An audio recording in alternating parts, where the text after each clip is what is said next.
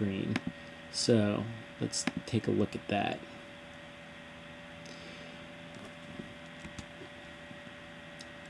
All right, to begin with, whenever we're talking about writing for the screen, whether it's a 30-second commercial or a 2-hour, 3-hour long movie, a half an hour sitcom, whatever it is, it should follow the 3-act story structure.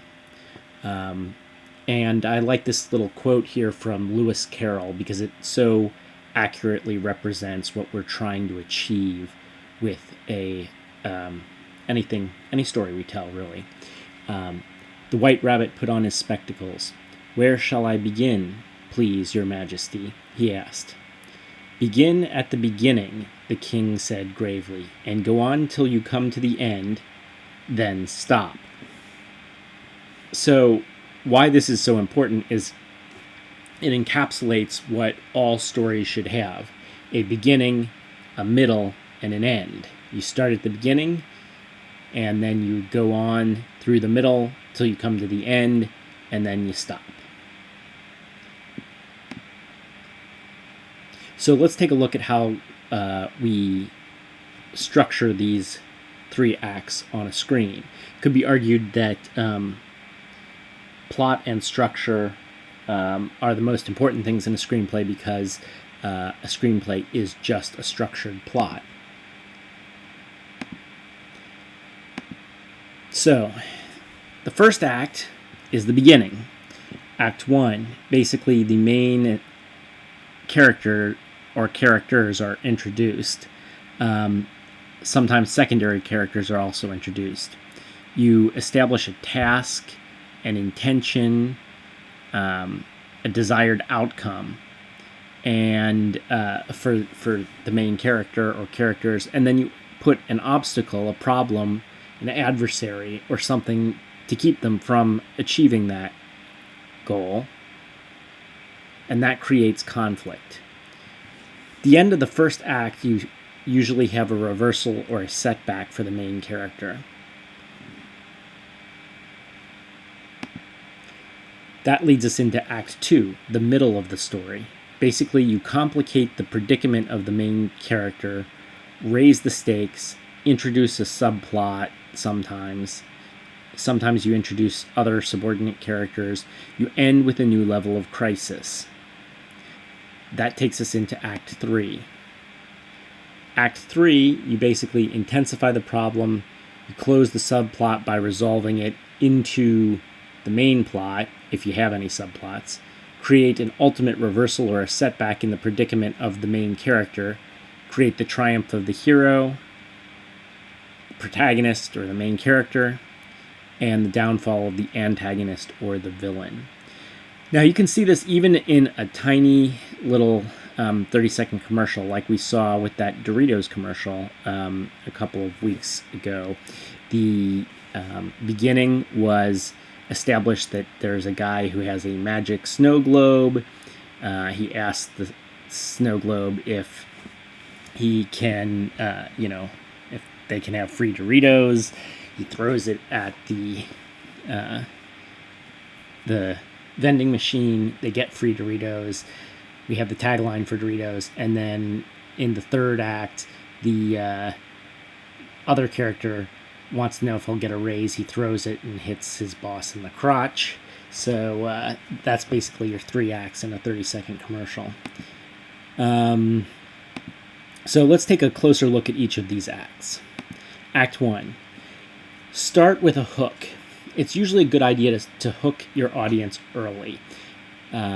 This is very important in television where you don't want them to the audience to tune away before the first commercial is over with. So in order to get them to stick around through the commercial, you start with a hook.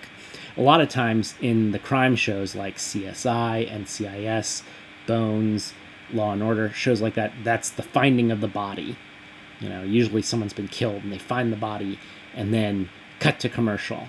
But it's just as important in feature films and things like that. Oftentimes it's just an image.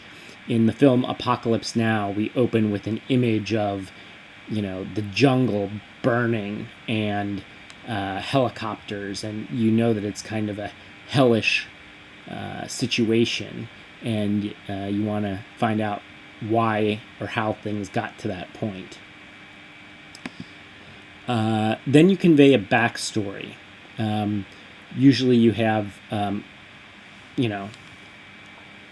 a normal sort of situation, or someone had what seemed like a normal life until something happens. You introduce the protagonist early. You should definitely introduce your main character early on sometime. With the antagonist or other characters, it's not as important. They can show up later. But the protagonist should be introduced early.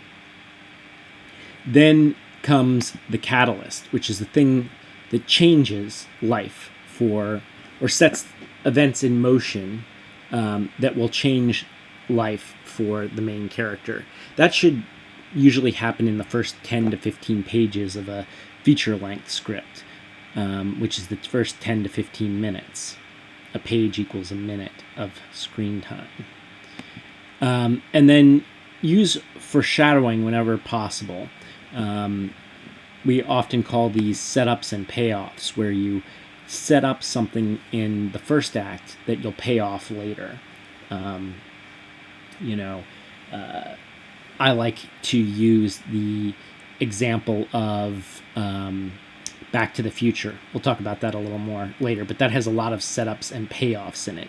We, at the beginning, we know that lightning is going to strike a clock tower because someone tries to get Marty McFly to give money to save the clock tower.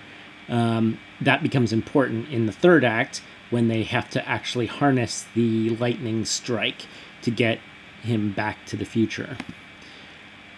Anyway, Act 1 ends with a big event. This is one of the two important plot points. A film or TV show or anything can have as many plot points as you want, but it usually has to have two plot points. One to divide Act 1 from Act 2, and one to divide Act 2 from Act 3. The plot point that divides Act 1 from Act 2 is the big event. Okay, down at the bottom you'll see I have the link to the Wikipedia page on screenwriting. Like a lot of professors, I don't recommend using Wikipedia a lot, but the page on screenwriting is actually quite good, and you may wish to take a look at it. Act 2, basically you want to focus on rising conflict. So the rising action is what happens. It's the time to explore subplots, introduce secondary characters. In a feature-length script at approximately page 60, there's what's called the pinch. The pinch is usually, it's the midpoint of the script, and it usually deals with the emotional core of the story. So it deals more with thematic elements often rather than the plot. It deals with the romance, character development, things like that. Then throughout this second act, you continue to add problems for the protagonist until the worst thing that could possibly happen happens. That's the crisis. In Raiders of the Lost Ark, Indiana Jones, who hates snakes, is trapped in a pit full of snakes, and the Nazis have gotten away with the lost Ark of the Covenant, which is, the worst possible situation he can be in. That is the crisis, which is the second important plot point, the plot point that divides Act 2 from Act 3. In Act 3, basically, it's pretty straightforward. You have the resolution and the denouement.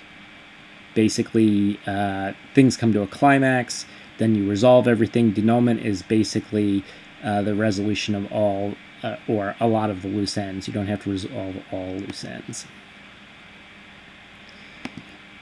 Take a closer look at Act 3. Basically, there's a climax or showdown. Sometimes it's literally a showdown. Everything in the script leads up to this moment. You pay off all the setups from Act 1 and any from Act 2. And usually the protagonist has a realization. Now, the realization can come at different points in the script. Sometimes it comes right at the end of the crisis. Sometimes it happens after the climax. But basically, you have a character that is a changed character. That's called growth. And then in the denouement, you tie up any loose ends. So let's talk about structure. Basically, the Act 1 is usually about 25% of your script. So if it's an hour-long TV drama, you're talking about 15 minutes.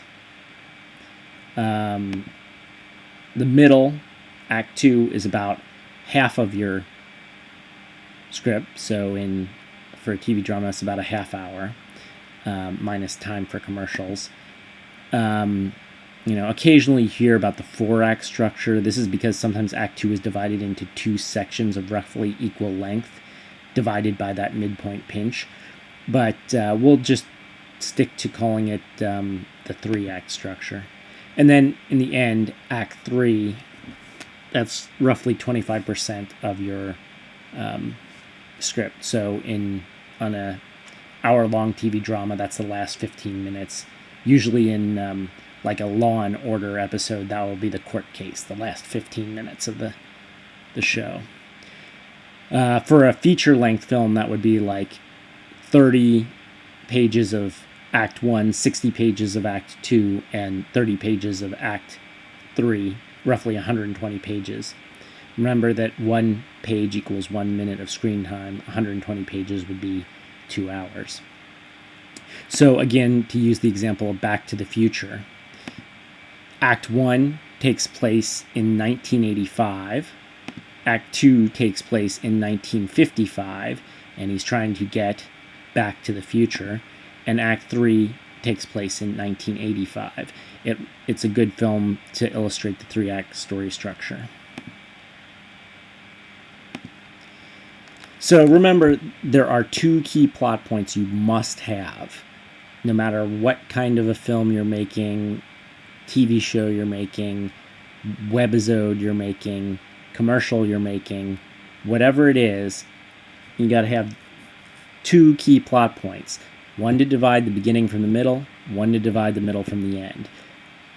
Those plot points are called the big event, which separates Act 1 from Act 2, and the crisis, which separates Act 2 from Act 3.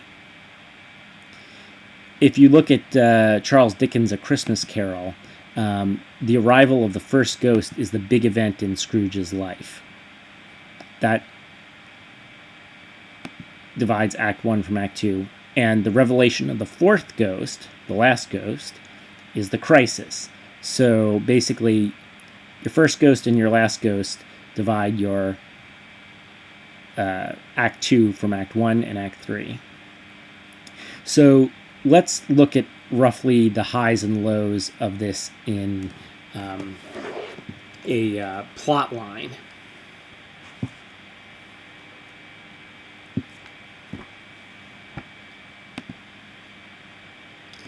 So this little graphic here illustrates the sort of rough high and low of a script. That red line is the plot line. There is a sort of text version of this graphic. Doesn't use a line, but uses sort of diagonal straight lines to try to show it in the script, in the textbook rather. I'm looking for that right now. Looks like it's on page 392 of the 11th edition of Robert Hilliard's Writing for Television, Radio, and New Media. It's at the top of the page. Basically, he has rising action from exposition to conflict to complication to complication to climax to resolution. This is a more accurate way of showing it right here. So this is the plot line of a film or a TV show or something. You start with Act 1. This is Act 1 right here. The first part, the first quarter of the line. The second quarter and the third quarter of the line, basically the middle half of this, that's Act 2. And then the last part of it is Act 3. In Act 1, you have the setup. Basically, it starts at the beginning here with the setup. This is sort of like your backstory. You know, a guy going along, he has a normal life. Things are going normally until this point right here where there's a catalyst. That sets things in motion and we have rising action. The action is initially pretty quickly rising up to the big event. And the big event's not necessarily one little point, but an entire, since an event takes sometimes some time to unfold, this little part right here, this fast rising action, is the big event. It divides Act 1 from Act 2.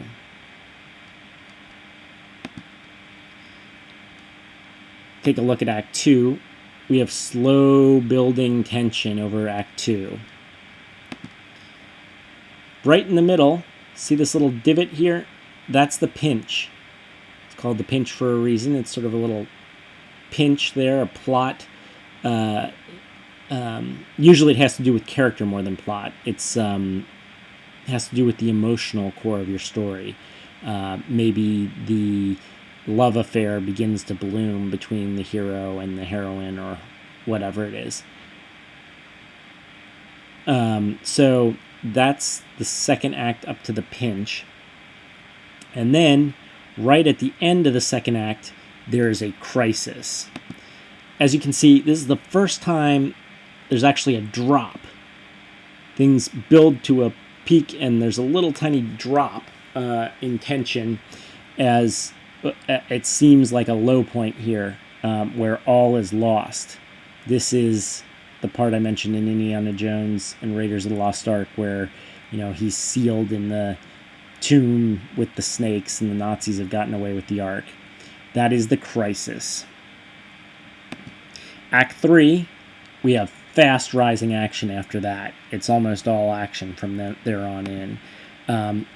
Up to a climax. This is the high point of the script right here. And then, after that, the denouement, where we basically, there's usually a moment of self-discovery for the protagonist. And then, sometimes we see a little bit of the new baseline. So we started with one thesis. This was how the character's life was normal, and now it's gone back to a kind of normal. But it's a new normal. You'll see it's not at the same level. It's at a higher level or a different level. It's raised a little here. It's because the character has changed. This is called growth. So the events of the story have left a lasting impact on the character. If the story does not leave a lasting impact on the character, your baseline might be down here or below.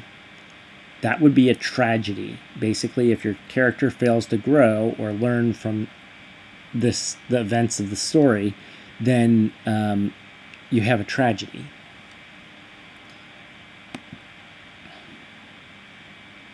So, how do we write scripts? A traditional screenwriter needs to produce basically a script, a screenplay. Screenwriting is very formalized. There is one primary document, the script or the screenplay.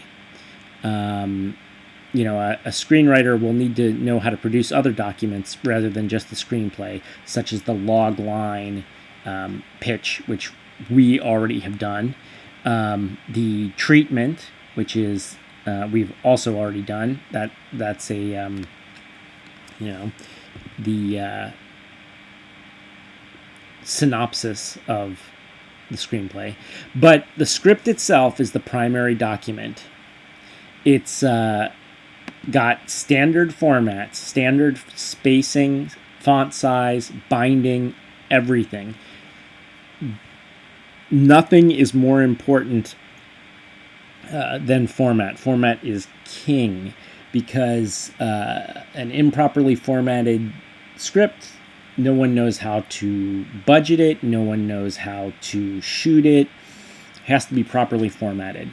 If there's one thing I will harp on, it is format. And if your scripts are not properly formatted, your final scripts, you will get a 0. They often contain stage directions. These are all ways to communicate information to the production team. The screenplay is just a blueprint for production. So when writing the screenplay, there's one cardinal rule of script writing. It's show, don't tell. I believe in the book, Robert Hilliard refers to show, don't tell as the paramount rule of television. But regardless of what name you call it, it's the most important rule.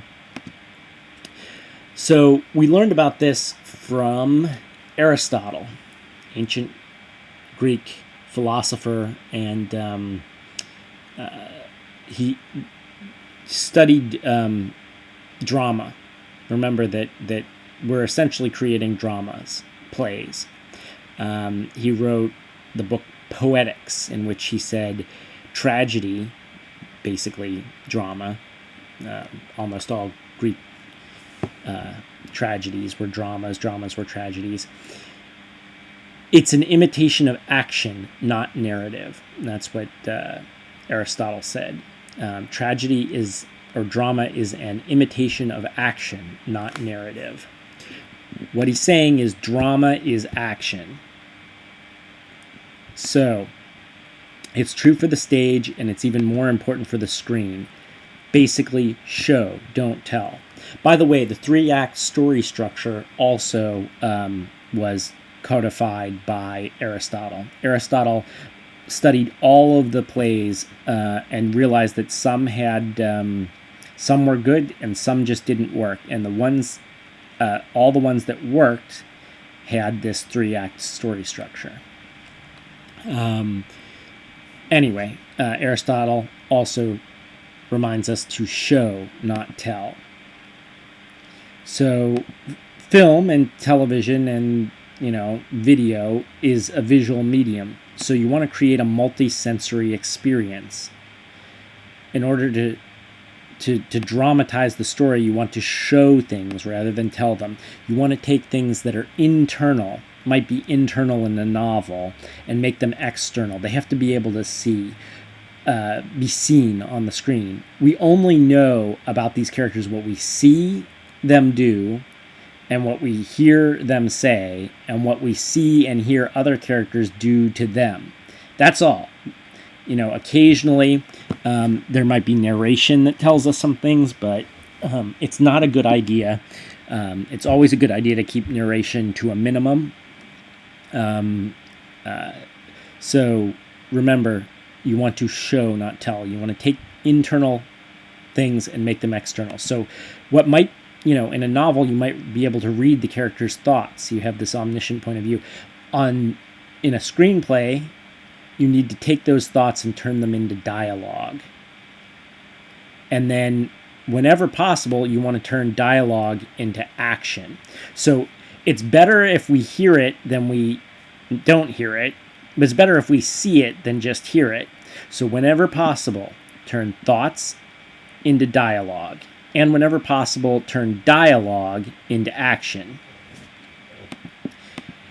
Dialogue, when you do use it, should be brief and to the point. And then remember consistency. You need to establish rules of your world and stick to them. Have foreshadowing, setups, and payoffs. And then your characters need to have goals and needs. The protagonist and the antagonist have a conscious goal, something that they are doing. This drives the plot. The protagonist and the antagonist have an unconscious need that must be fulfilled. So they have a conscious goal that drives the plot. They also have an unconscious need that must be fulfilled. That drives the theme of the story. So, conscious goal, unconscious need. The need is usually blocked by some character flaw. And the character must overcome this flaw in order to grow. That's the heart of the story. Note, sometimes the goal and the need can be in direct opposition. That's a man versus self type of conflict. What the person's goal and what their needs are in direct conflict with each other. The goal drives the action of the story. The need drives the emotion of the story. So let's talk about plot. Plot-driven stories focus more on the goal aspects, while character-driven stories focus more on the needs aspects, although both kinds of stories have both elements. You have plot. Remember, our 4 basic elements of a script are plot, character, setting, and theme. Your plot-driven stories focus more on the goals, but still have characters. Your character-driven stories still have a plot, but they focus more on the needs aspects of those characters. So in goal-driven, some examples of goal-driven type plots are the character wins or the character lives. That would be a sports story, a horror movie where the character lives. That's a goal, just to live. The character loses. That's a tragedy. Again, in a sports story, it ends with the big loss. You don't see those too often, but it is. Or the character dies. That's a true tragedy. The character self-destructs. Or the character grows by doing the right thing. And usually, this is most stories. Sometimes, if it's coming of age, the character grows up. The character learns a lesson or fails to learn a lesson. Or the goal destroys the character. Genres. Genre to some degree suggests goals and other plot elements. For example, action is a character wins type of plot. Thrillers are usually a character lives type of plot. Horror movies are also a character lives type of plot. And it's worth mentioning the MacGuffin when it comes to thrillers. It's a term that was coined by Alfred Hitchcock. It's the plot element that causes the big event. It's what the bad guys are after, basically. Thrillers usually have that. Horror is a character lives type of plot. Romantic comedy is a character grows by doing the right thing type of story. Again, I cannot emphasize enough the importance of format. Producers, agents, etc., they won't even read an improperly formatted script. It'll go straight in the trash. So you have to use, you have to either know the rules and follow them at a typewriter or a word processor, or else use some screenwriting program like Final Draft or Movie Magic or Celtics, like we use in this class, to handle the formatting for you. Microsoft Word, there's some macros that you can use. They plug in, or if you know the rules and you know the spacing and all that, you can format it yourself. It's pretty tedious. I started that way on a typewriter. I don't recommend it, but you can do it. Even if you have access to software, you should at least have a rough idea of what proper formatting looks like. We'll go into detail on all the specifics of formatting later after we get to chapter 11. So, when it comes to titles of scripts, they are not copyrightable. So these are just suggestions. You can name your script anything you want, but it's often a good idea to pick something that conveys the concept. Star Wars. Pick something short enough to fit on a box or ads on the DVD or whatever. Or something catchy. Pick a catchy title. But these are all just suggestions. Then we come to the treatment. The treatment basically tells us what will play out on screen in real time, condensed. Basically, it is a summary. Like everything in screenwriting, we have an economy of space and time. People want to know what your script is about in as short a time as possible, so treatments need to tell us everything we need to know in as short a space as possible. They have the advantage that it usually takes much less time and effort than a script to write a treatment. And you don't have to get bogged down in script formatting. There's no real standard format for treatments. It's ideal for clients and producers and directors who are about to spend a ton of their own money.